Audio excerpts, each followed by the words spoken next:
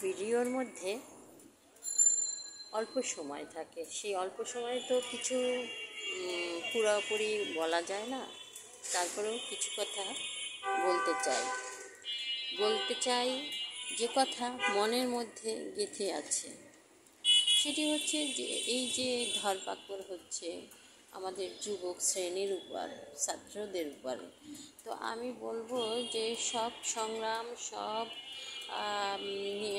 যে শাসন, সবটা কিন্তু সব কিছুর উপরে অ্যাপ্লাই করা যায় না, ইচ্ছা মতো করা যায় না। যেমন ছাত্রদের উপরে কিন্তু লাঠিচার্জ, অত্যাচার, নিপীড়নটা করলে তারা দমে যায় না। তাই আমি বলছিলাম যে মাথা গরম করে এই ছাত্র সমাজকে নিয়ন্ত্রণ করা যাবে না।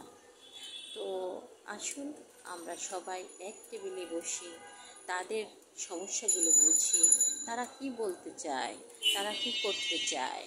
তাদেরকে এভাবে লাঠিপেটা করে কিন্তু সামাল দেওয়া সম্ভব না। কারণ যুব সমাজ হচ্ছে আপনার আগুনের ফুলকির মতো, তাকে বাড়ি দিলে কিন্তু সেই আগুনের ফুলকি শুধু ছড়ায় না, বহুদূর পর্যন্ত গড়িয়ে যায়, যা নিয়ন্ত্রণের বাহিরে।